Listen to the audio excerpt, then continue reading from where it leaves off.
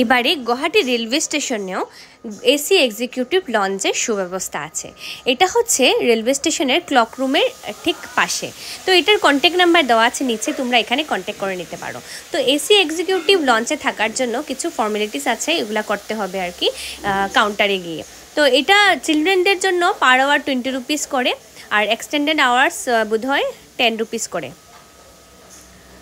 আর অ্যাডাল্টের জন্য 30 রুপিস করে, আর এক্সটেন্ডেড আওয়ার্সের জন্য 20 রুপিস করে আর কি। চলো এবার ভেতরে যাই।